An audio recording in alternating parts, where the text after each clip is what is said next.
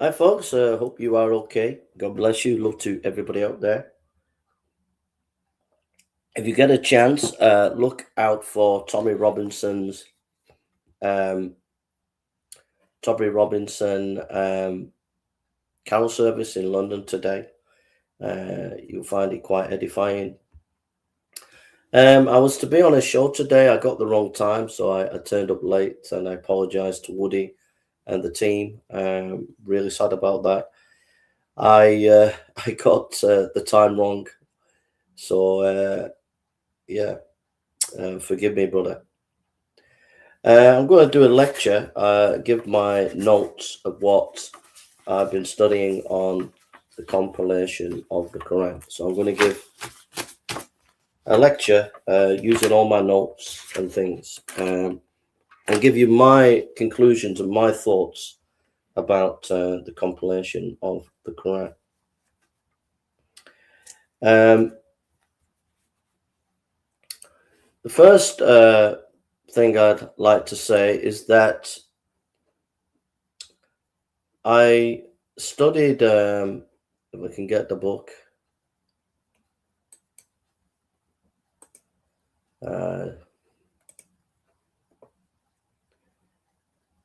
just get the book.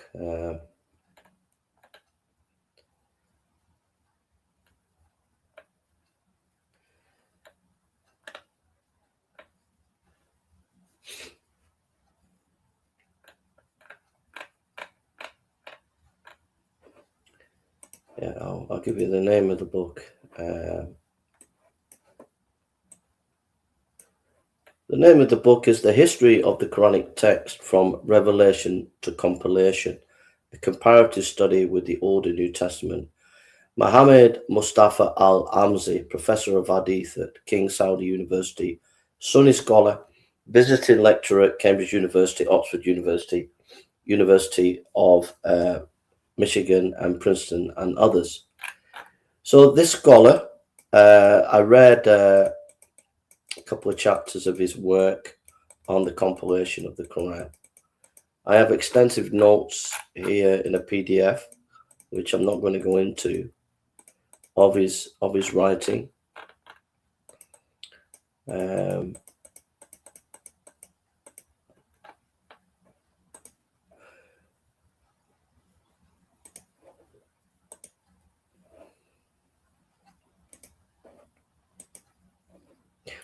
Woody, God bless you. I'm so sorry, brother. I really feel bad about letting you down there.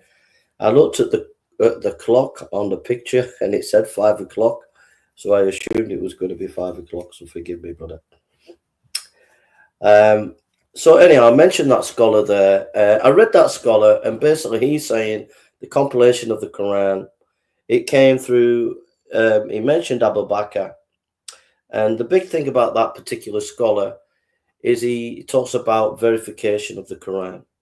And he talks about whenever they brought the sticks, stones, and bones of the compilation of the Quran. And it's in the context of a certain battle, the Battle of Yemen, and hundreds of reciters of the Quran died, and people were worried that the Quran had been lost. So Abu Bakr, who was a companion of Muhammad, said to Thabit, we need to collect the Quran and make so we don't lose it, have a comprehensive text of the Quran. And Thabit was amazed. Nobody's ever done that. So they brought sticks, stones, and bones. And the main thing about the scholar in question, he said there were two people to verify each of the verses. There were a couple of verses of the Quran that was only verified by one person, but their tradition says that that one person was so integral, so had a good character that he was worth two people. And so then the scholar goes on to Uthman, and then there was arguments about the pronunciation of the Quran as Islam spread and took more land and more regions. There were arguments concerning the Quran as recitation. And so it was stated that there should be one Quran in the Qurayshi language, and so people can use it as a main referral, as a way to understand what the Quran is to how it's to be pronounced. The big thing about the scholar that I mentioned, again, it's about committees. 12 people were brought to be a committee to verify whether what was in the Quran, and Thabit was a main person involved in the compilation of the Uthmanic text. So the Muslim scholar, I've just given you the basic academic structure of that Muslim scholar about committees and verification. The second scholar that I consulted was An Introduction to the Sciences of the Quran by Ahmed van Denver. I read extensive notes. I have extensive notes here on his lecture, on his book. He talks a bit about how to that why the Quran was given, that it was a criterion. In Surah 25:1, it was sent down. Surah 26:192, it's a reminder. The Quran is a reminder. 15:9, Surah 59, and it was seen as scripture. Surah 21:10. He talks about the Quran was memorized in Surah 98, verse 2.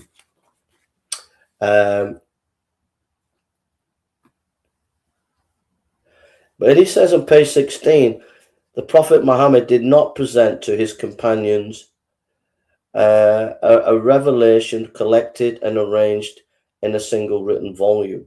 So he acknowledges that in Muhammad's time, the Quran was not brought to a single volume. God bless you, Nine.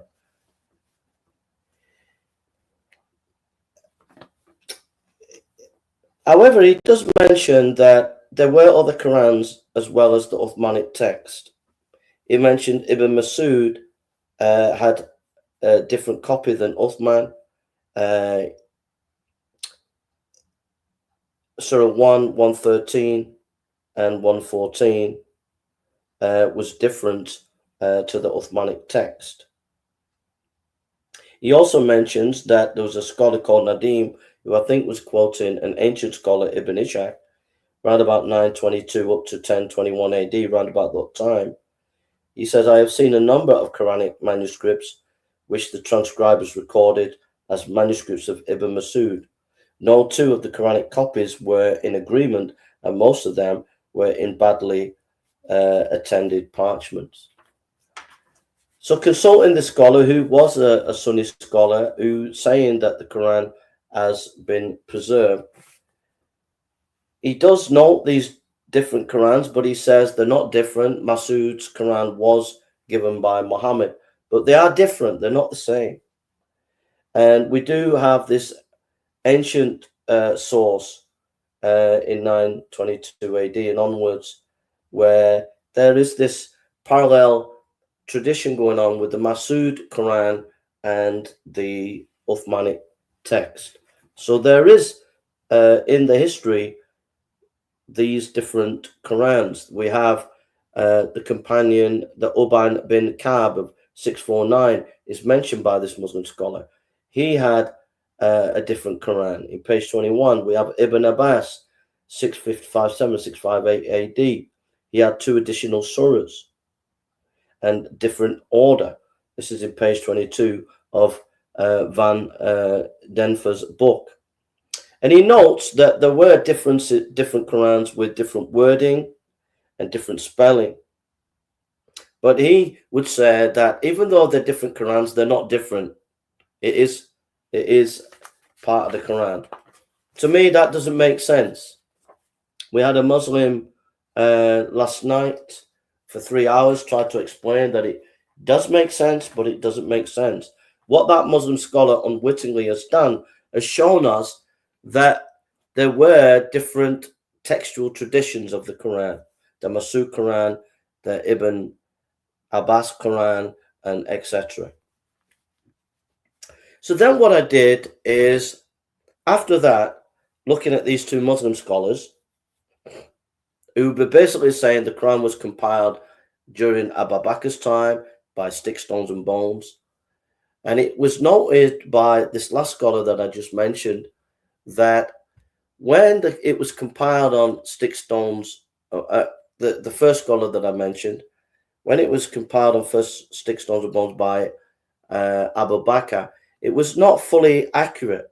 It was not fully a proper leveled codex. In other words, the skins were bigger or smaller. It wasn't nice and neatly done.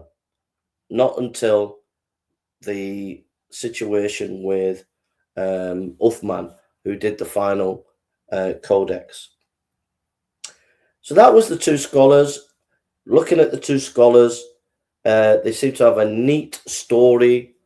They seem to talk about verification of these verses was done really perfectly.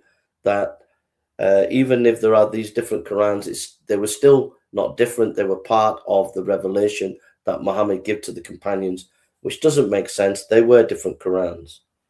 And you have tradition where Masood is arguing and not happy with Thabit and Uthman's text. We have in Sam Shamon's compilation of the Quran, he gives you the hadith that shows you that Masood was not happy with these different the Uthmanic text. And also, Masood was said to be the main guy that Muhammad said knew the Quran, and yet he was pushed out of the compilation of the Quran in the time of Uthman. So then, after reading these two scholars, I thought what I'll do now is I'll go to original sources. So I want to mention a couple of things from the original sources.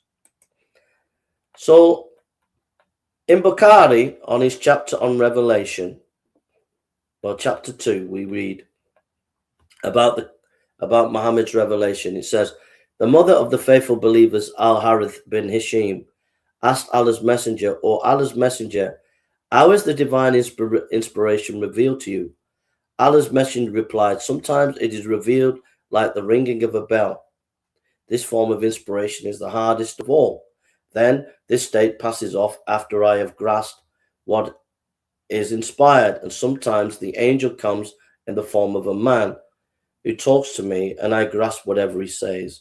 Aisha added, I saw the Prophet being inspired divinely on a very cold day and noticed the sweat dropping from his forehead as the inspiration was over. Then we have a narration by Aisha, chapter 3 in Bukhari, says, the commencement of the divine inspiration to Allah's messenger was in the form of good dreams, which came true like bright daylight, and then love of seclusion was bestowed upon him. He used to go in seclusion in the cave of Hijra, where he used to worship Allah alone continuously for many days before his desire to see his family. He used to take with him the journey food for the stay and then come back to his wife Kaja to take his food likewise, until suddenly the truth descended upon him while he was in the cave of Hira. The angel came to him and asked him to read, and the Prophet replied, I do not know how to read. And the Prophet added, the angel caught me forcibly and pressed me so hard that I could not bear it any more. He then released me and asked me to read, and I replied, I do not know how to read. Thereupon he caught me again and pressed me a second time till I could not bear it any more. He then released me again, asked me to read, but again I replied, I do not know how to read, or what shall I read? Thereupon he caught me for the third time and pressed me, and then released me and said, read in the name of your Lord, who has created all that existed, created man from a clot, read, your Lord is the most generous. Then Allah's messenger returned with the inspiration and with his heart beating severely. Then he went to Kaja and said, cover me, cover me. They covered him till his fear was over, and after that he told her everything that had happened and said, I fear that something may happen to me. Kaja replied, never, by Allah, will never disgrace you. You keep good relations with your kith and kin, help the poor and the destitute, serve your guests generously, and assist in the deserving calamity and afflicted one. Khadija then accompanied him to her cousin Waraka bin Nafal bin Asad bin Abdul Uzza, who during the pre-Islamic period became a Christian and used to write the writing with Hebrew letters. He would write from the gospel in Hebrew as much as Allah wished him to write. And he was an old man and had lost his eyesight. Khadija said to Waraka, "Listen to the story of your nephew or my cousin." Waraka asked, "More, my nephew, what have you seen?" Allah's messenger described whatever he had seen, and Waraka said, "This is the same one who keeps the secrets, angel Gabriel, and whom Allah had sent to Moses. I wish I were young and I could live up to the time when your people would turn you out." Allah's messenger asked, "Will they drive me out?" Waraka replied in the affirmative and said, "Any man who came with something similar to what you have brought was treated with hostility.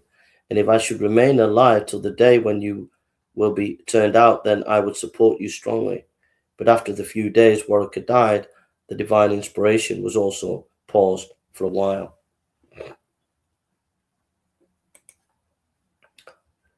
So Patrick, how are you doing? I did let you on before yesterday, but this time I'm doing my full lecture. Okay. So I looked at the two Islamic scholars, and then I looked at these sources, these early sources of Bukhari, Muslim, and these ancient sources. I'm not being influenced by Sam Shimon. I'm not being influenced by Nicholas Sinai or any revisionist or any apologist. I just looked at the Muslim scholars. Then I went to the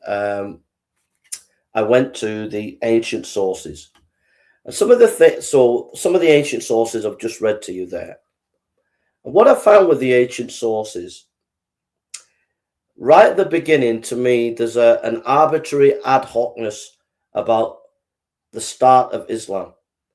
Muhammad's revelations are coming in different ways. 1 minute it's a dream, 1 minute it's a man, 1 minute it's an angel. That's one issue.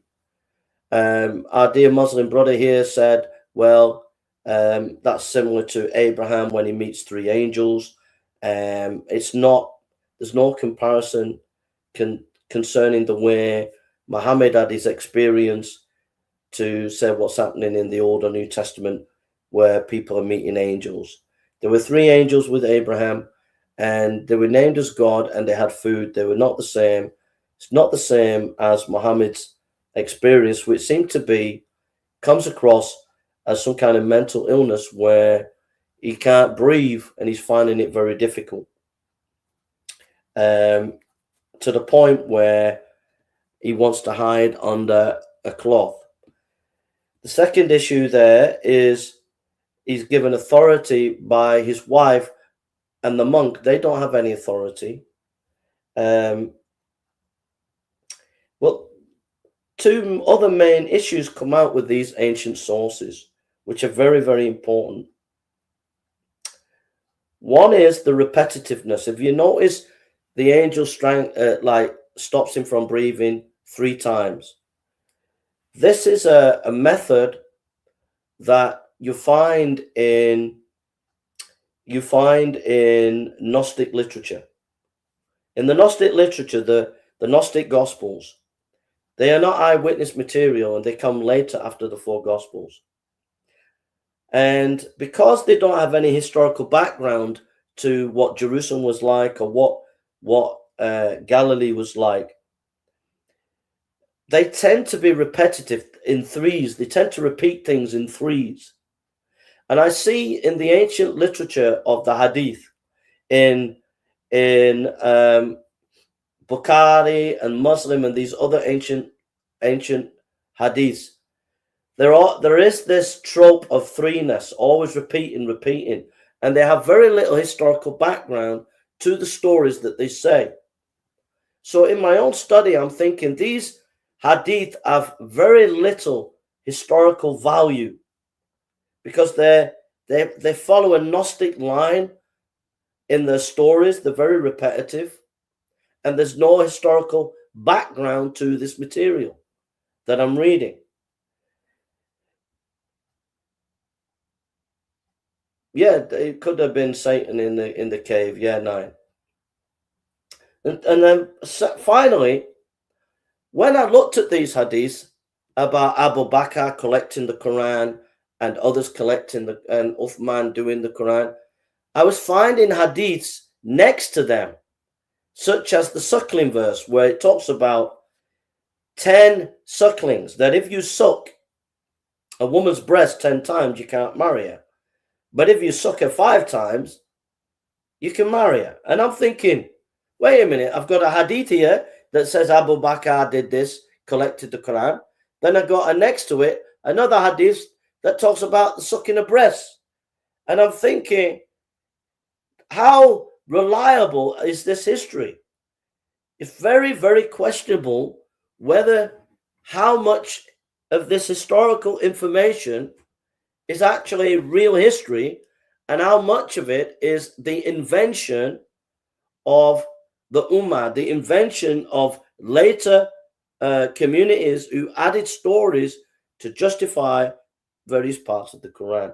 So my investigation of the early sources, they have a very Gnostic flavor about them, and they have no historical background behind them, historical information, detail, and they are very often next to other hadiths that are nonsensical and just either are immoral or nonsensical or don't make sense or crazy.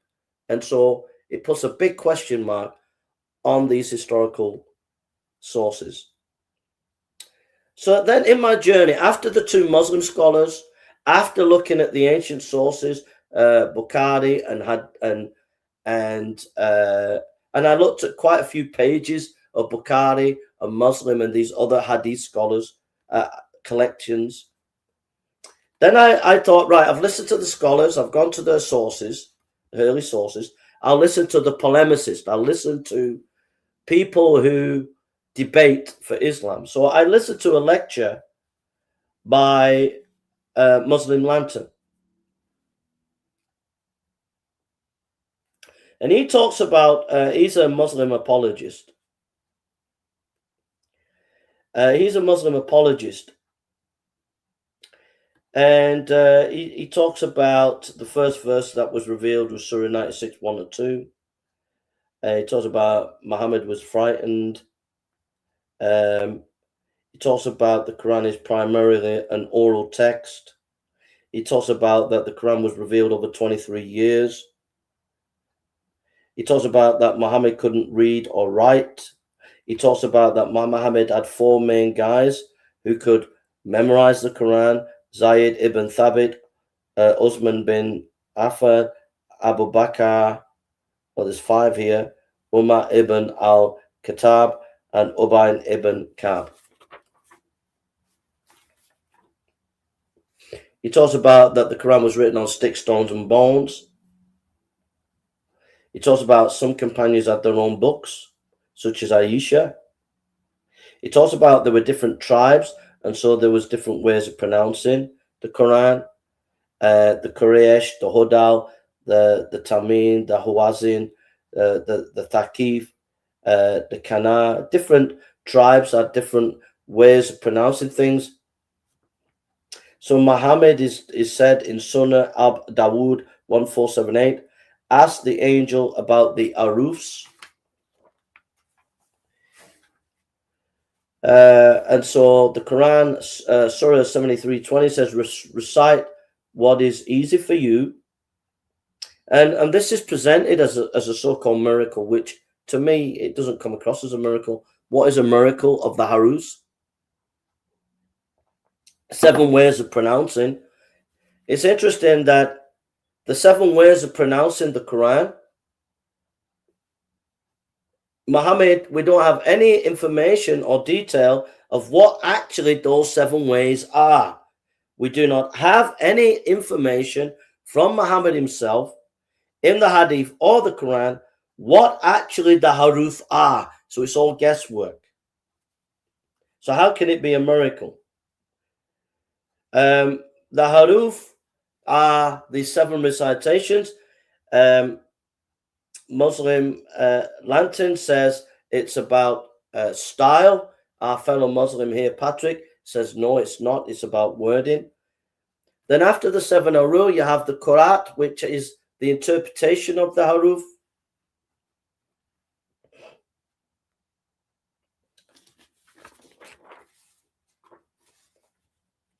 Then Muslim Lantern talks about Abu Bakr collecting the Quran because of the Battle of Yema in Sahih Bukhari 4986. Zayn Thabit said, Abu Bakr sent for me.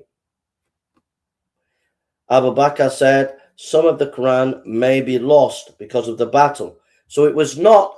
So I see here, this polemicist is giving away things which is important. That there was a sense that because of this battle, some of the verses might have been lost. So they had to collect it. So Muslim Enlightenment said, well, why do we need a text when it's an oral tradition? And he said it was a backup. When Thabit collected the Quran, he said there were 2 witnesses. He then said, Uthman standardized the text.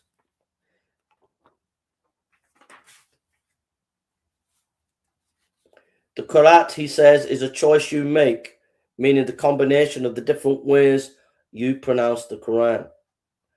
In Surah Bukhari, Sahih Bukhari 4992, there was a debate over pronouncing of the Quran, which Patrick mentioned, but which Muslim Lantern and Patrick did not mention, that there were 2 Qurayshi people. So if there were these different ways of pronouncing the Quran to make it easy, why were they arguing about the pronouncing of the Quran when they were Qurayshi? They understand the same language, the same style. Shows you that there were major issues about the Quran not being the same, whether in the text or whether in pronunciation.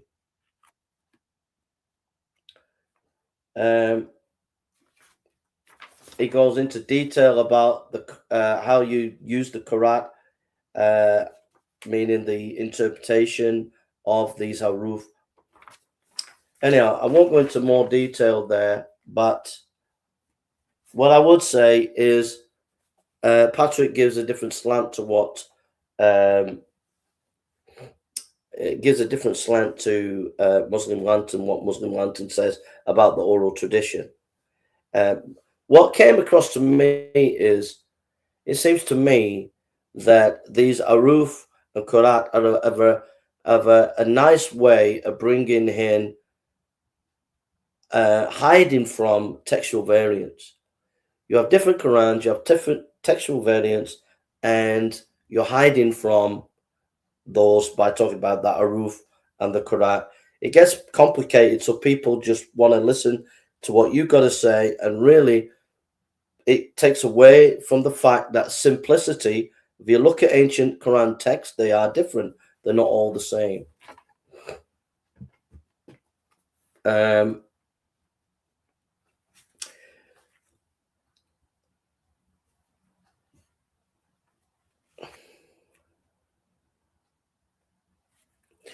Just to say that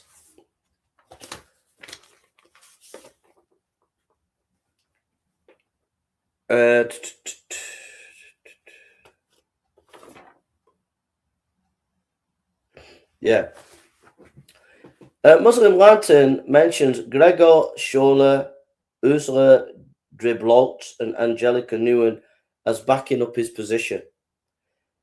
It's interesting that I checked these scholars, and they're very complicated scholars, and just to say that they back up the Islamic position is too simplistic. These are very complex scholars, which we will look at in a minute.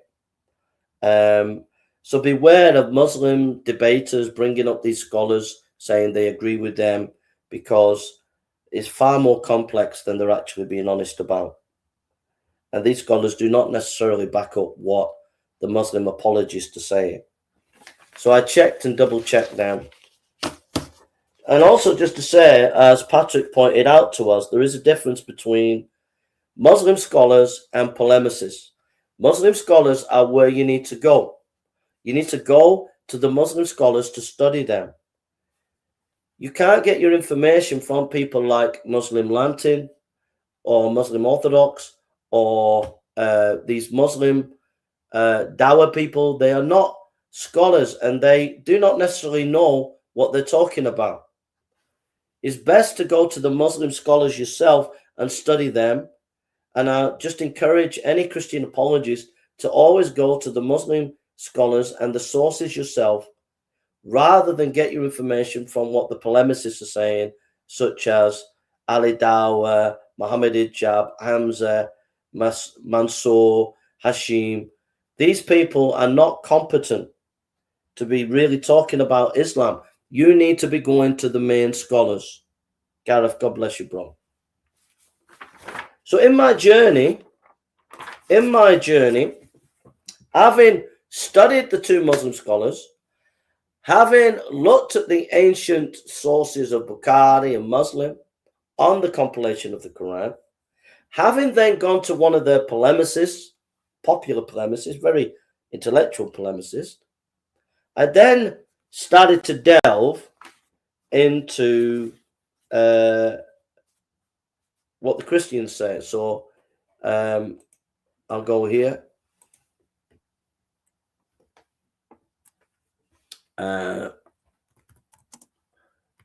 So I went to one of our polemicists, Sam Shimon. I don't agree with his theology, by the way.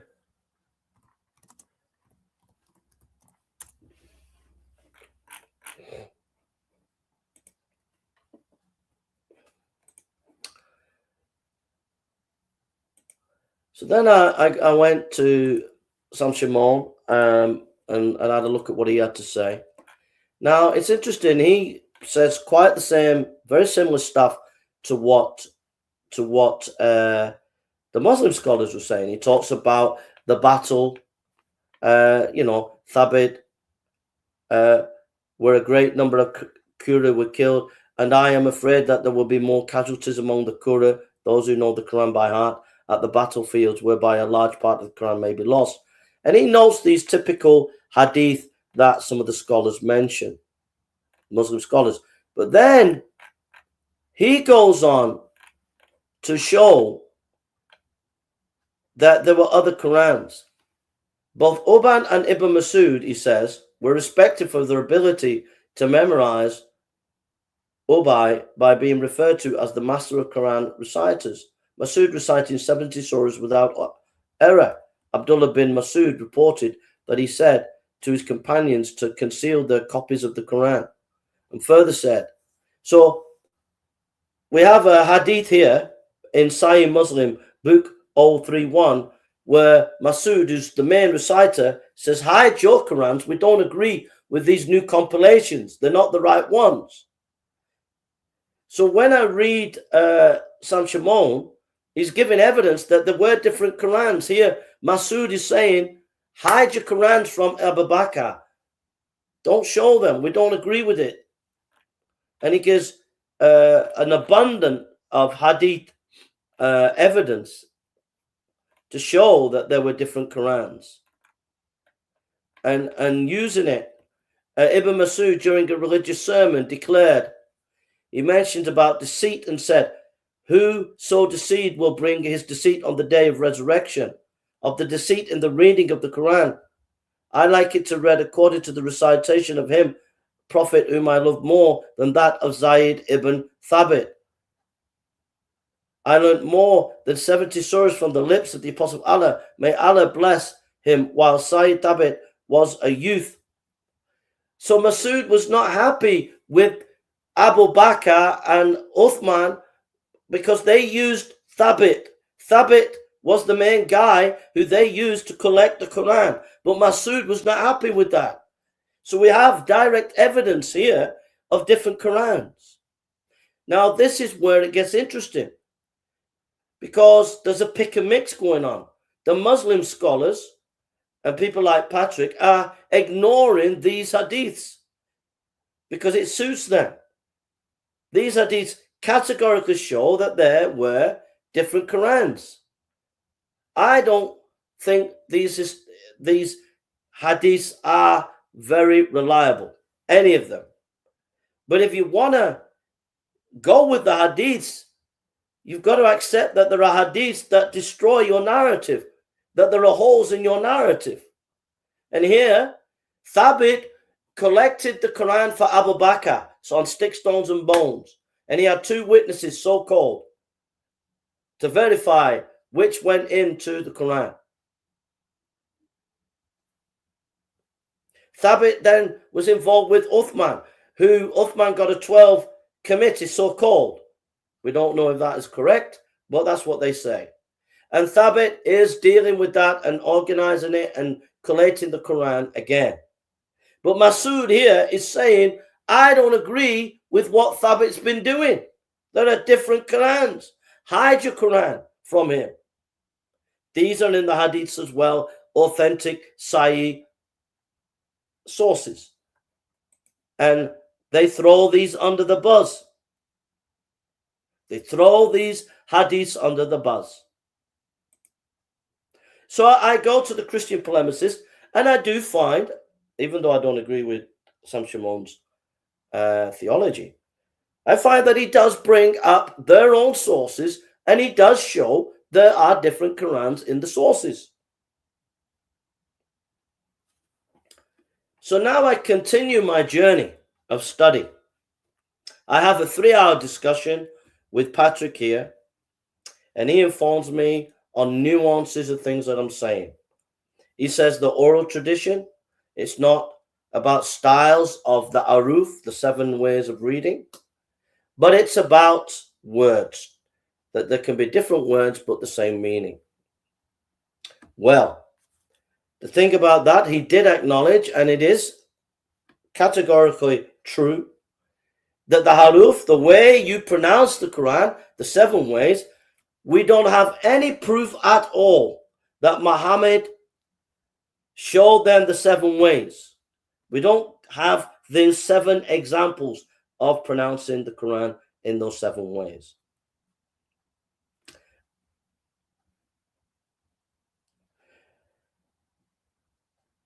And then I thought I will just deal with the haruf, and I went to look at the Sana manuscript.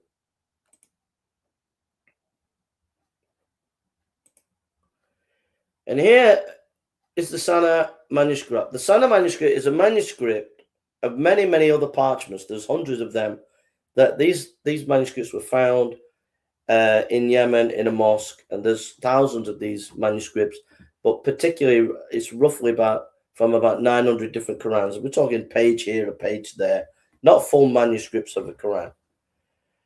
And studies in one of the Sana manuscript is it's got a I'll show you.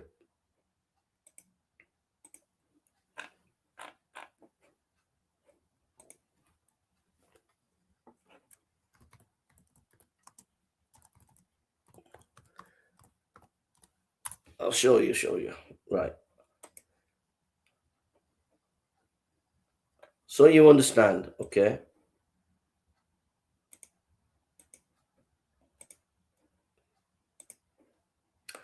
So I thought, well, let's go to their ancient manuscripts now. So I went to their ancient manuscripts. So here's the Sana manuscript. As you can see, if you put it under the ultraviolet light, you can see Quran underneath the main bit of the Quran. So there's 2 Qurans actually there. They washed one Quran off, they wrote on top of it.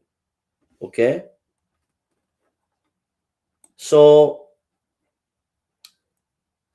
having done that, I then went to the Sana manuscript and investigated it. And so I gave one example in Surah 2, 196. You have the standard text on top, as you saw in that picture.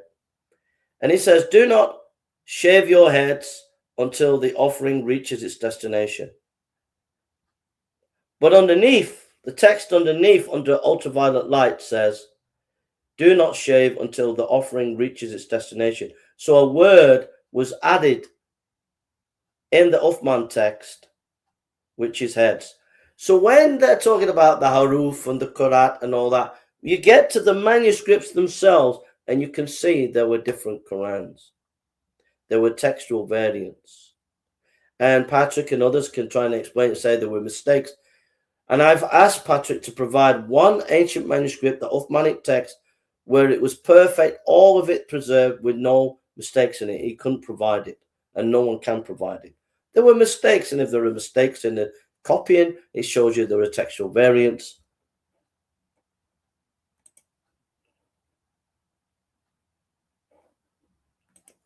So this is my investigation. So I investigated the two Muslim scholars, Sunni.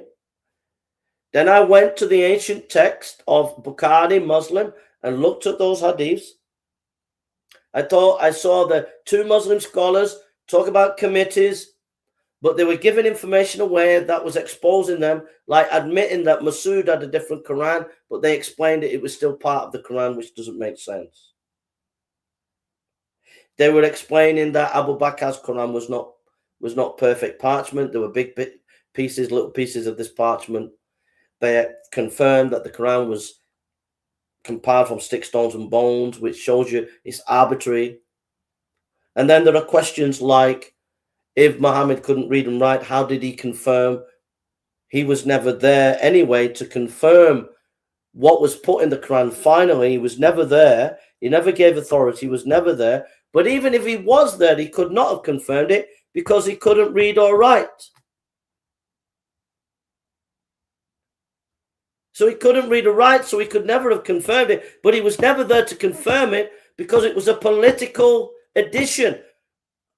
Uthman was a politician, and it was a political production of the Quran. Abu Bakr was a politician. It was a political production of the Quran. Okay? So I looked at the two scholars, I read them, but they gave information that buried themselves. Then I looked at the ancient writings. I saw that it's more Gnostic literature, very repetitive, no historical background information, no verisimilitude. No verisimilitude.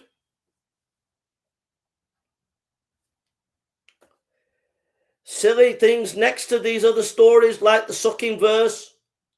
Can't marry someone unless you've sucked a breast 5 times, but if you've sucked the breast 10 times, you can't marry them. The arbitrariness of these revelations, that Muhammad's 1 minute he sees a man, 1 minute he sees an angel, 1 minute he's in a cave, 1 minute he's hiding here. It's all over the place. No authority. His wife saying he's a prophet. The monk saying he's a prophet. So what? Who are they?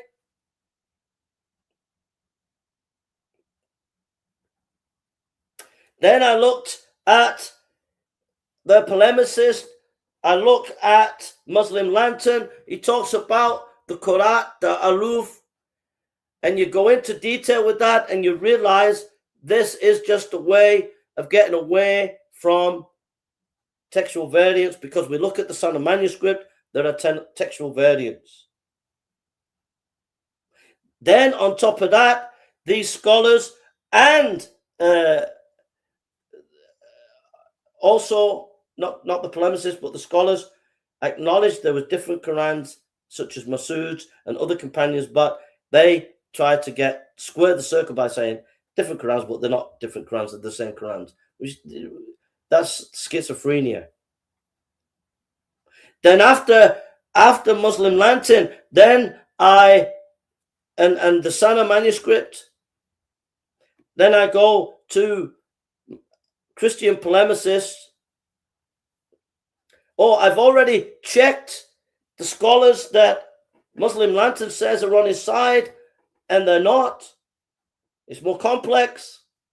And then on top of that, I read Sam Shimon, and he gives hadiths that clearly state that Masood was not happy with Thabit collecting the Quran for Abu Bakr and Uthman.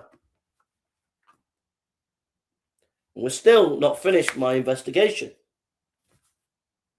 So then I looked at Gregor Scholler, the oral and written in early Islamic Islam.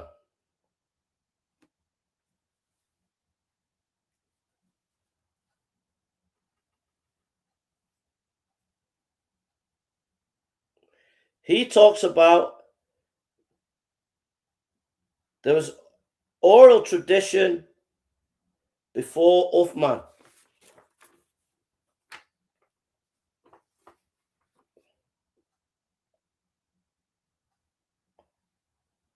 He talks about the Quran had cultural and political issues.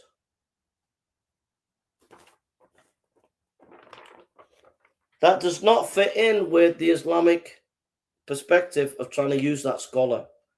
That scholar is much more complex than the Islamic polemicists would have you to believe. I looked at one of the scholars that Muslims use of Western, Ursula Drive Holtz. She notes that in Yemen they found 15,000 parchments in bags in Yemen mosque. 15,000 parchments. That's what she said. And there were over 1,000 different Qurans, none of them complete, none of them whole.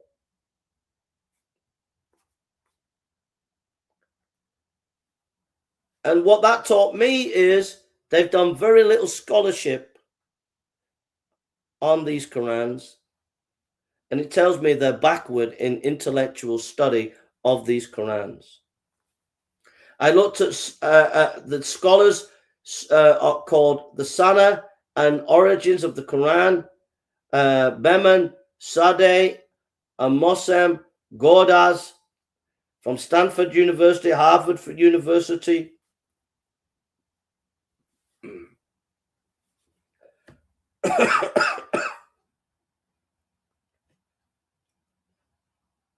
And they note there were textual traditions that were not Uthmanic, meaning the Islamic perspective has to be modified because the Sana manuscripts show a textual tradition that was not Uthmanic.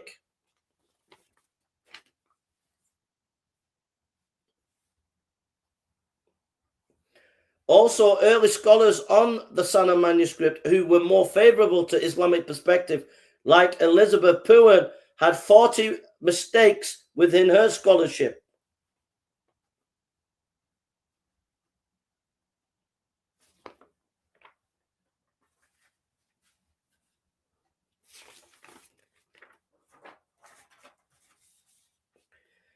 Then I looked at the lecture by Angelica Newham, professor of Arabic. And she gave a lecture called The Late Antiquity of the Quran. And it was noted the introduction of that lecture was by Patricia Crone. And she mentions that we don't know much about the background to the text of the Quran. And what I noticed that Angelica Newham did not disagree, did not correct Patricia Crone, which the Muslims would say Patricia Crone was a revisionist, yet Angelica Newham does not correct Patricia Crone. But Angelica Newham, in her understanding of the background of the Quran, states that there is a polemical aspect that the Western and the Muslim scholars have not contemplated, that the biblical tradition behind the Quran has not really been considered as much as it should be.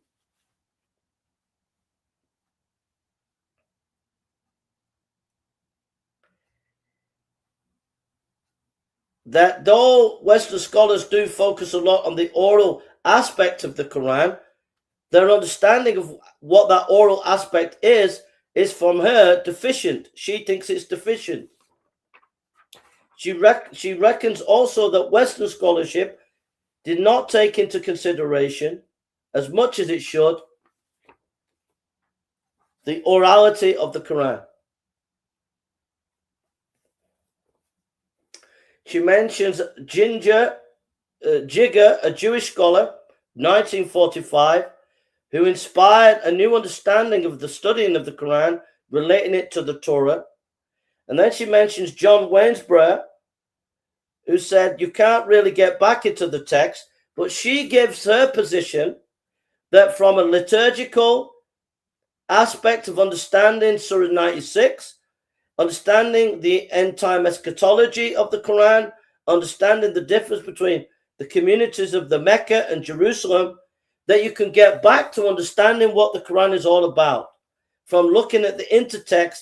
And that she says that there was issues of politics within the Quran and theological counter-arguments against the Jewish and Christian text. What does that mean? It means that the Quran did not come down in some kind of revelation from the way I see it, but that it was actually interacting with the culture of the time.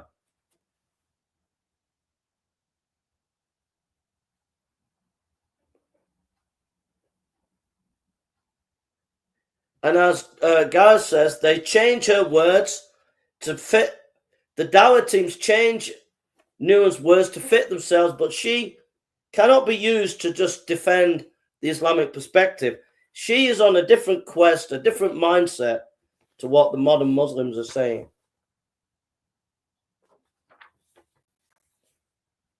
And then I listened to a discussion in my final studies with the scholar Nicholas Sinai, with Gabriel Reynolds, a discussion between them two about Nicholas Sinai's scholarship.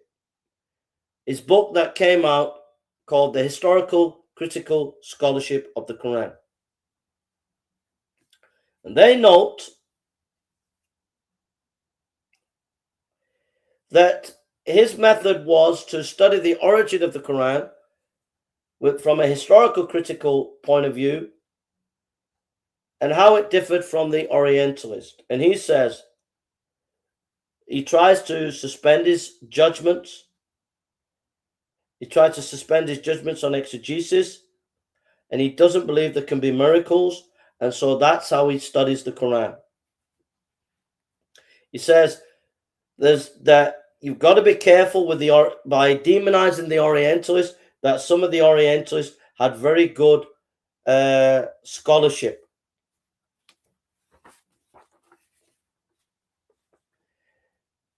What I find with Nicholas Sinai is he accepts the general flow of the Islamic narrative based on early manuscripts of the Quran and the Hadith. And so for him, it could not have been edited too much, because he says right at the beginning there was always a set understanding of what the Quran was. What I take from that is Nicholas Sinai is not skeptical enough. He's too, I would say, too naive. There was discussion between the two scholars about the organizing of the Meccan and Surah text in the Quran and how you do it and the difficulties of doing that, and mentioned in 1856 Nolden's key work.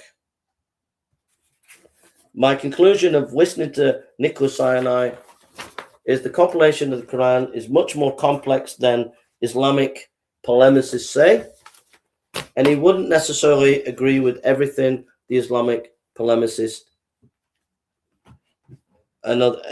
say. So, in conclusion, what do I conclude from all this? From all my study over the last few hours, 3 days of studying this topic, plus 3 hours talking with Patrick. What do I conclude?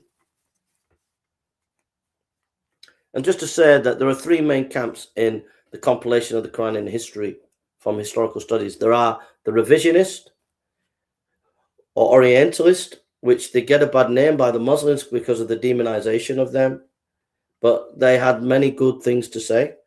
You have the skeptics, which is the vast majority of scholars who say we can't really know anything about the compilation of the Quran. It's all a mess. The data's a mess. We can't get back. So they just leave it. And then there are the traditionalists who say we can know what the Quran said and we can go back to the historical sources.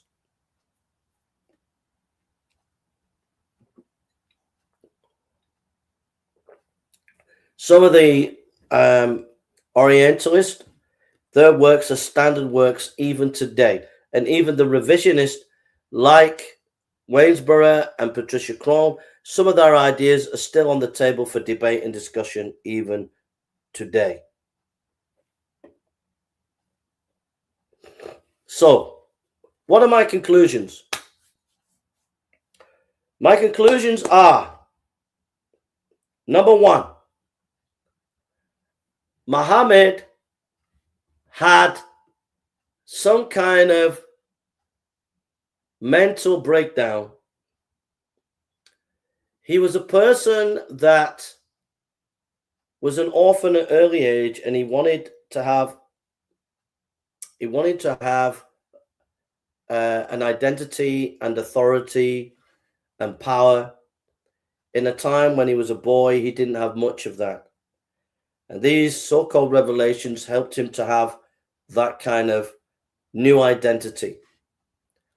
He had no authority for what he was saying. He was not called from God. His wife and the monk had no authority in what they were saying. He does not come in the line of the Old or New Testament. And the stories about his revelation, a lot of them were made up because they follow the Gnostic methodology of repeating and no historical background. So it's primarily some history there, but it's mainly mixed in with mythology. And it's difficult to get to the grips with what actually was said, what actually was revealed to him, or what he said was revealed to him. The hadith cannot be trusted as a historical source because you have these suckling verse and other crazy verses, hadith. The suckling verse is, if you suck a woman's breast 10 times, you suck it 10 times, you can't marry her. So you could go into a tent and suck a woman's breast 10 times. But if you go in a tent and suck a woman's breast 5 times, you can marry her. Those kind of hadiths next to hadiths where it talks about Abu Bakr collected the Quran shows you that these are not reliable. Shows you that these are not real history. Muhammad couldn't read and write, so how could he verify? The Quran was written on sticks, stones, and bones. It shows me they were not serious as revelation. He wasn't writing them up, getting them written up into a nice book. Even when Abu Bakr collected the Quran, it wasn't written in a nice book. It was a bit of a mess. The Aruf, the 7 Aruf, are a late invention to cover the tracks of the different Qurans. Because we have historical information, according to them, their sources, that Masud and other companions had different Qurans. We look at the manuscript tradition of Sana manuscript, and we see that there are words missing, words added, etc., which blows to Smith, Reams, the Aruf pronunciation argument or tradition. I see a difference between someone like Muslim Lantern and the scholars. The scholars are much more detailed, and you are better learning about these things from the scholars rather than the polemicists like Muslim Lantern. Do your research with the scholars, not with the polemicists. You'll get a better understanding.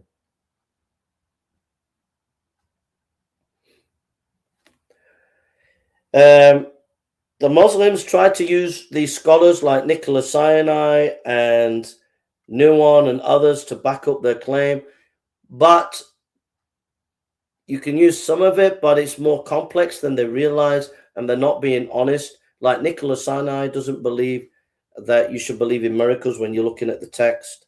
So he obviously is not following the Islamic perspective there. Also, I noticed that Reynolds and Nicholas Sinai and Nuon, they always mention Muhammad as a prophet. That's telling me they're influenced by a far left ideology because they don't want to upset the Muslims.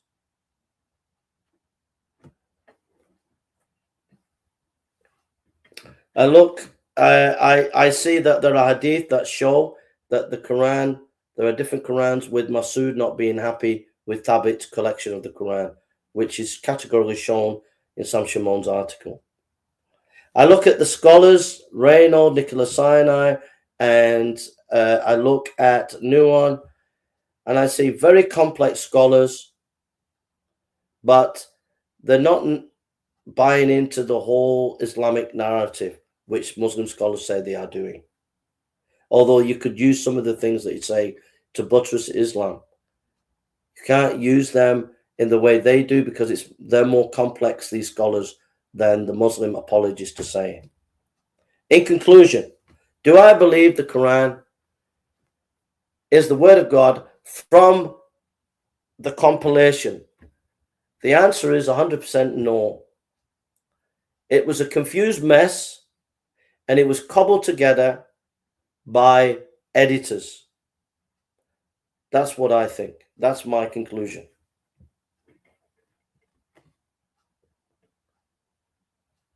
Raymond, I've only know a little bit from it about him, bro, at the moment.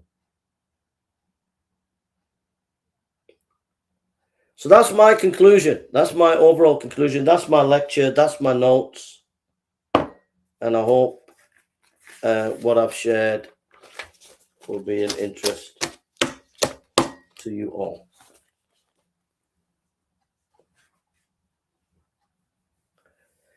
And just to say, like, just the final thing, this is a Quran.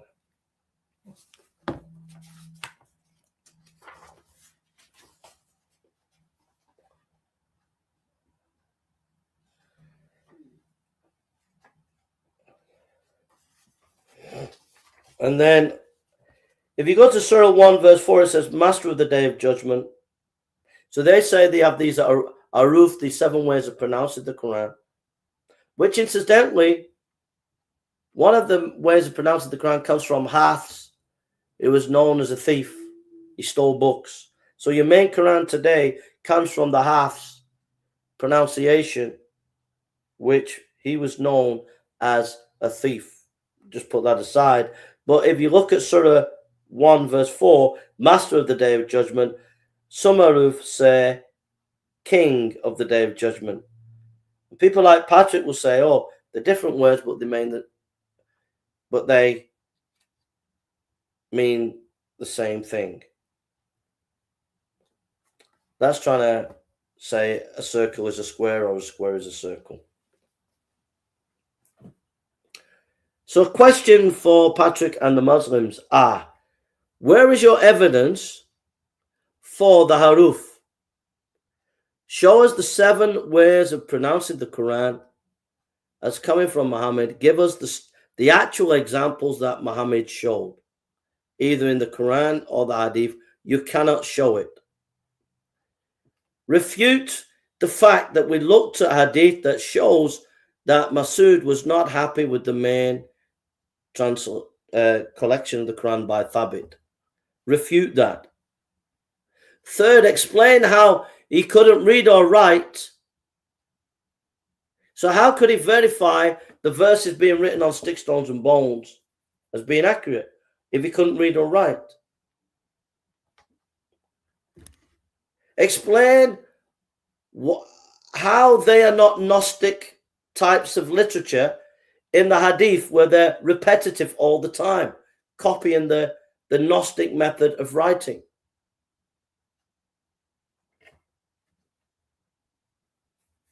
It's not true, Patrick. We just read them before. You're not listening, bro. It goes in one ear and out the other ear. So these are just some of the many, many questions that come out. I'm 100% not convinced. They say it's a miracle, the compilation of the Quran. I don't see any miracle. I just see a dog's dinner.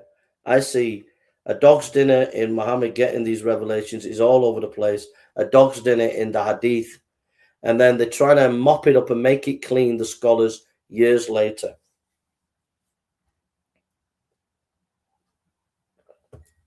One of the things Nicholas Sinai says, He accepts the basic broad outline of the Islamic perspective.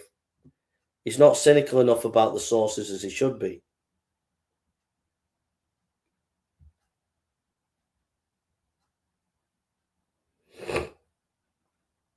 Well, you have to. I'll let you on for 3 hours, Patrick. I can't let you on anymore, bro. Well, we've read. You can know them all you want, Patrick. We actually read it out. You can see it in black and white, bro. So, in conclusion, and all this Aruf and Quran, it's all smoke and mirrors to hide from getting to the nitty-gritty of the fact that the manuscripts have changed. And what I've noticed with online and with the Dawah teams, 10, 15 years ago, they would never ever say, they would never ever say there were mistakes in manuscripts. 10, 15 years ago, the Dawah teams would never say there were mistakes in manuscripts. Never. They told their people there's perfect Qurans. Perfect. Which is not true. Muslim Lantern brings the Birmingham manuscript. It's only 2 pages. 2 pages. That's not evidence. So Muslim Lantern and these Dawah people and Patrick all acknowledge there can be scribal mistakes. They never used to admit that 10, 15 years ago, the Dawah teams. So there we are. I finished now. And so these are all my notes that I did. And I enjoyed the 3 hours with Patrick. I gave you 3 hours, Patrick. These are my notes. And then I'll show you these notes. And then I had these notes. I'll show you these notes.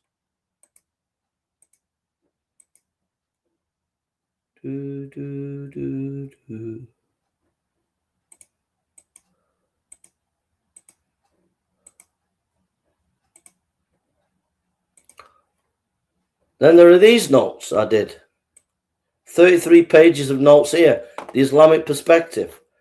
I looked at the appointment of Zayd bin Thabit, Abu Bakr's instructions.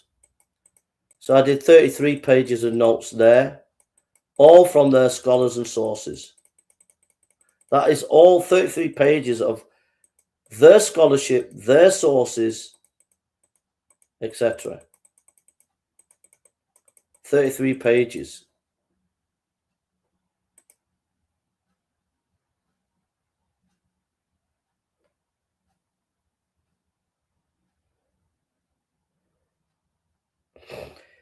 Yeah, Mansour does mention there are scribal mistakes, but only recently, the last couple of years, not going back 10, 20, 15 years ago.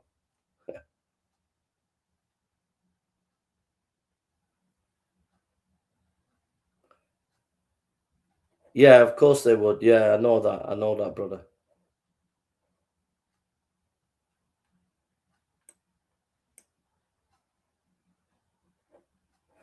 Well, Patrick was on for 3 hours yesterday, Mohammedan. I let Patrick on for 3 hours.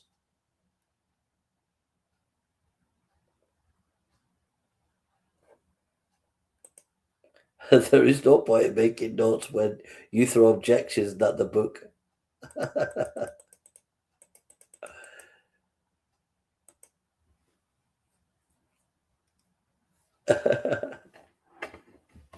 So anyhow, those are my 33 pages of notes, and then there's all these notes here that I did, and I listened to Muslim scholars, and I listened to other scholars, Nico Sinai, etc.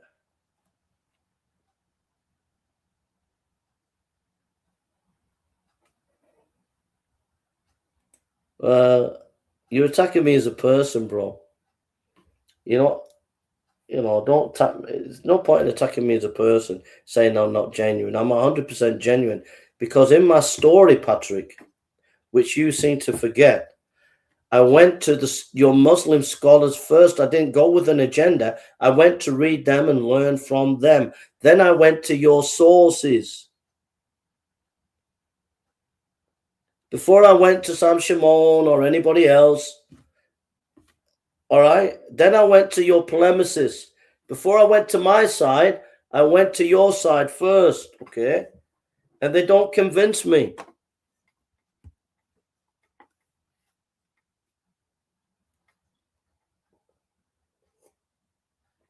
I wasn't agitated, bro, at all, Patrick. That's silly. I wasn't agitated at all. Anyhow, I've finished. Gareth, do you want to come on, bro? Do you want to come on and share your thoughts, bro? Patrick, you were on yesterday. You were on for 3 hours, bro.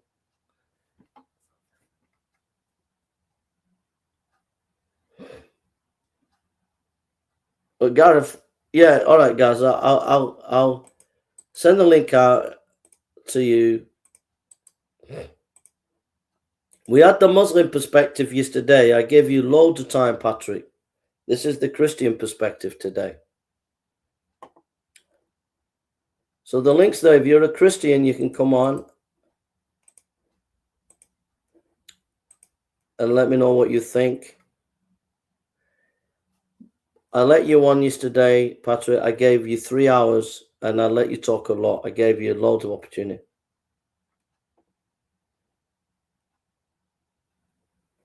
I'll put that there for you so people can see it.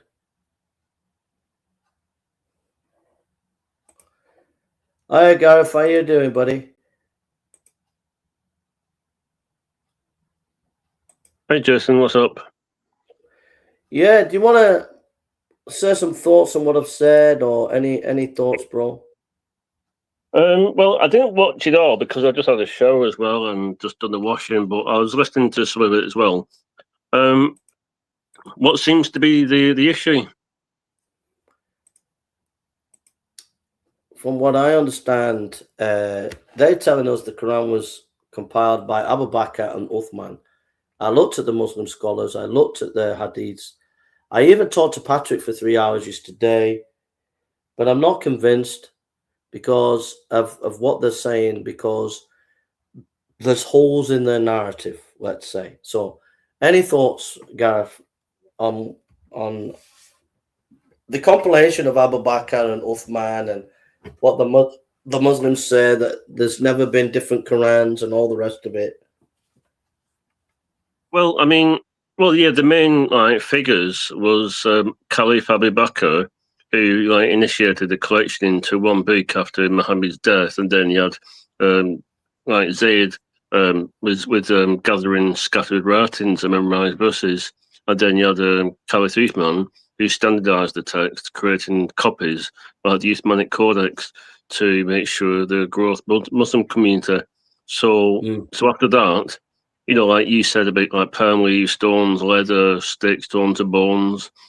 Then later on after that, really about probably mid 7th century, they started getting into things like variations of recitation.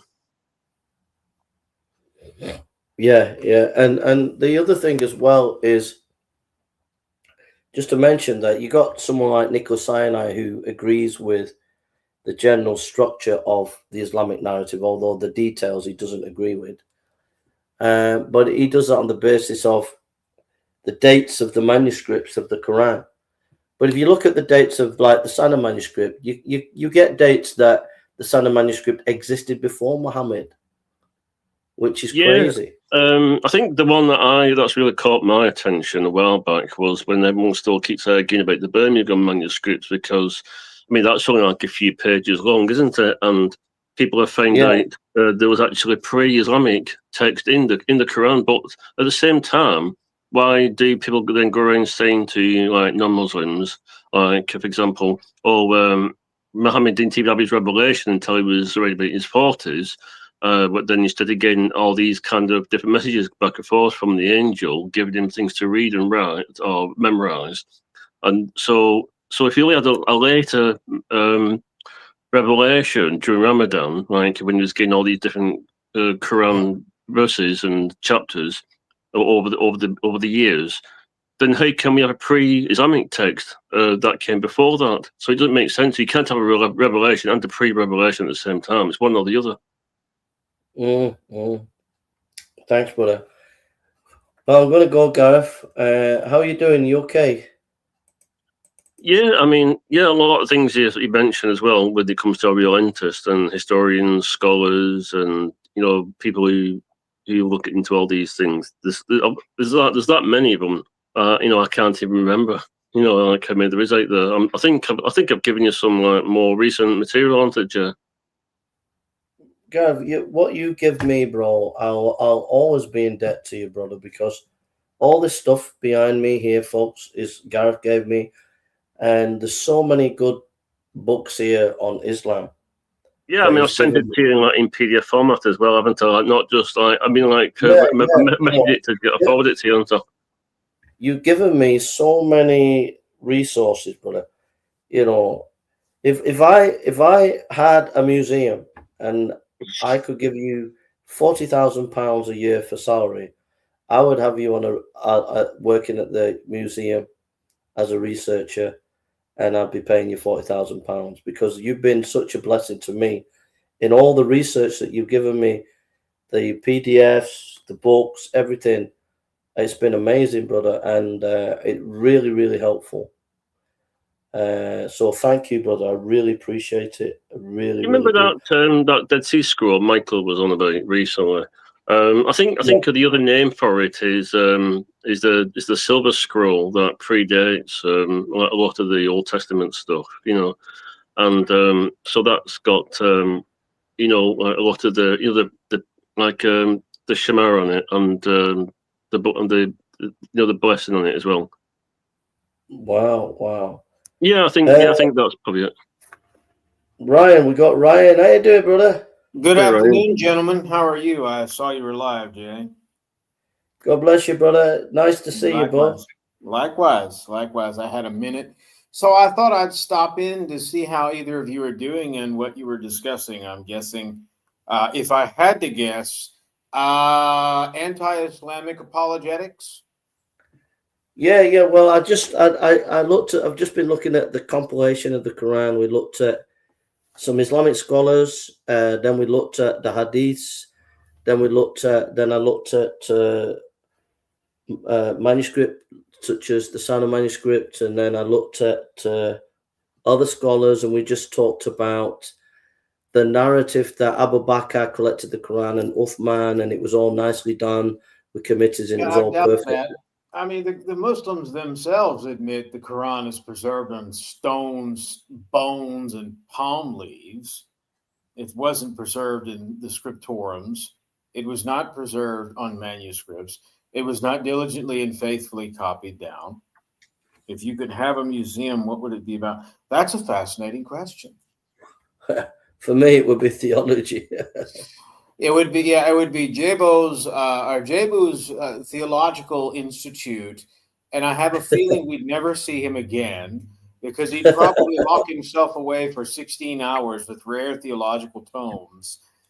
Am I about right, Jay? I think you're right, bro. I think Ray's always trying to contact me. He can't get me because I've always got my head in a book. You know. So Ryan, you okay, buddy?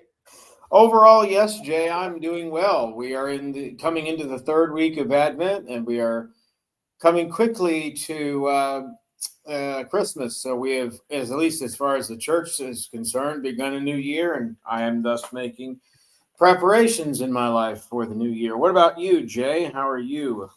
I'm okay. I just want to say also thank you to you, Ryan, because when I was in Africa No. for 8 years, the time you contacted me and we were in contact, it's a very lonely business as a missionary, and you were just talking to every now and again. It lightened the load, just having a chat about theology and stuff. It was a great comfort and a great help to me, I Ryan. And can't I'll I never can't directly relate, but there was a time where I was extremely isolated in my life. From that perspective, I can understand. So I really thank you for that time.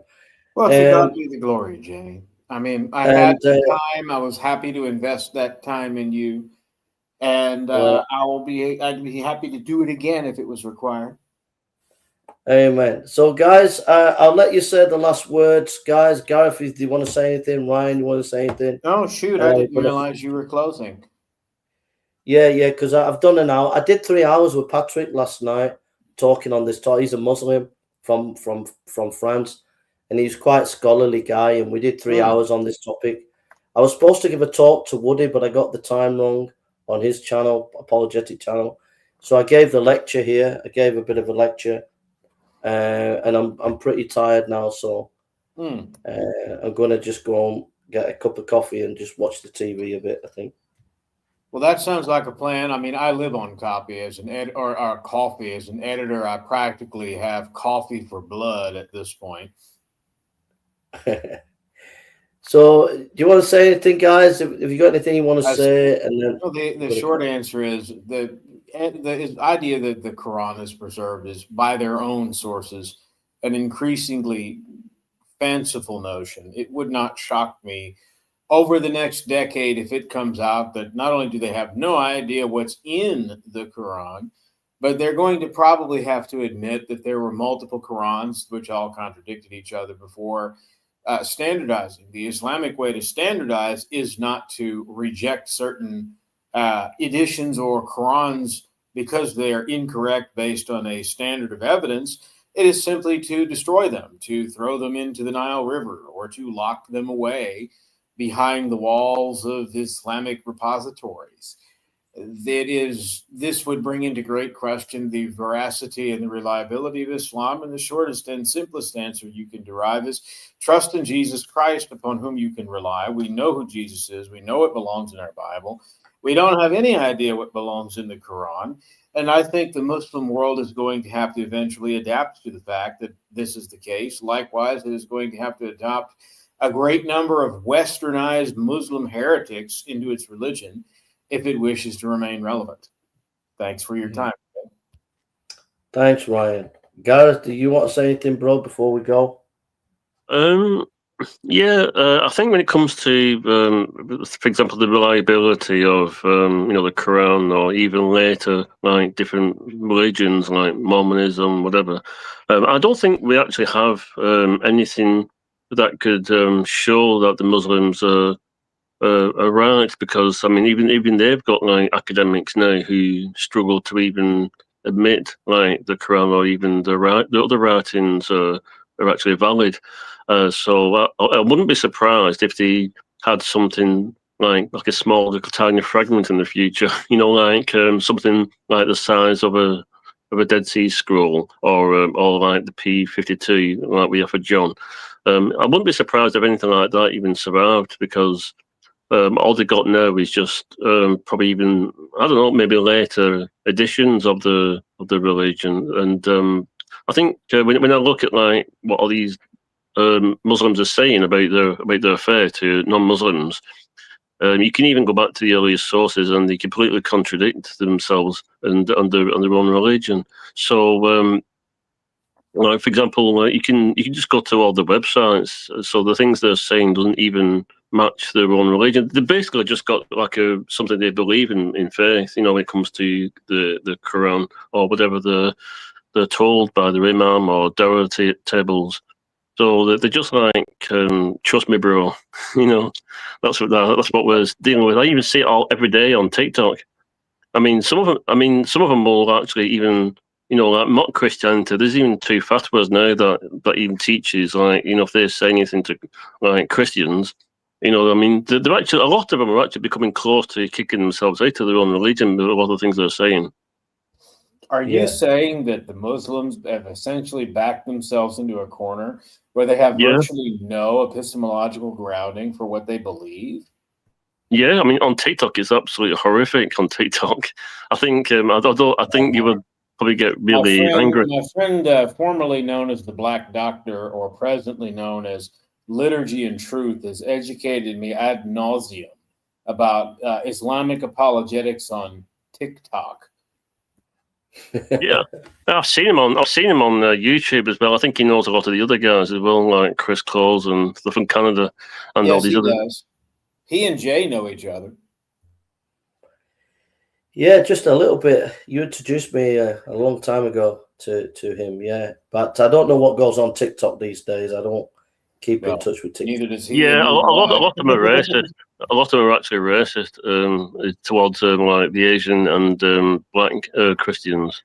I mean, even some. Can you imagine the idea of a religion where you must revert to that religion, but it is arguably one of the most bigoted religions that could possibly exist?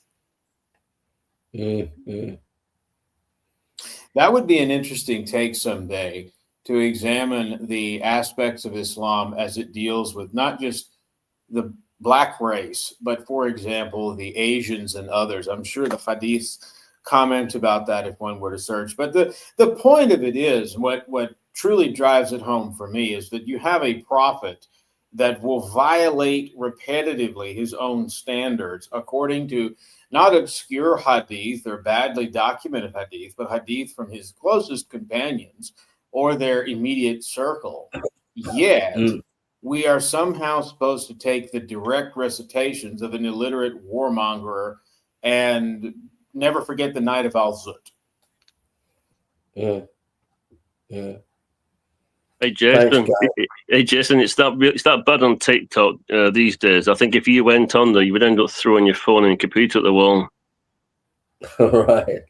You will. Yeah, it's basically, from what I understand, the lowest of the low, and it's. I mean, even Liturgy and Truth has repetitively said to me that he's honestly at the point where he's not all that interested in engaging with the majority of people. Well, guys, thank you so much for coming, Ryan. It's lovely to see you, bro, and all the best for you. And may well, to God be the glory, Jay, and I've always appreciated your kindness and your friendship. But don't let me hinder you from shutting this down. Okay, Gareth, it's good to see you, bro. Are you doing any follow up stuff on this, like before Christmas? And you doing like a follow up stream? Maybe I could join. I think Woody's asked me to go on his channel, but we'll probably do a follow-up stream. We've done 3 hours with Patrick now. We've done this hour one. We can do another one and go into it a bit more. But we've done quite a bit. But yeah, we can do another stream another time, maybe in a week or two's time. But I'll be out next week. If I'm available, I might swing by, but I am an awfully busy guy these days. Okay, bro. All right, guys. I'm going to close. So take care, guys. Love you all. And take care, yeah. 9, God bless you. Patrick, God bless you. Anybody else has come on? Lambert, Mohammed, people will surprise you. And anybody else has come on? God bless you all and take care. God bless you, Gareth. God bless you, Ryan. Take care now. Bye.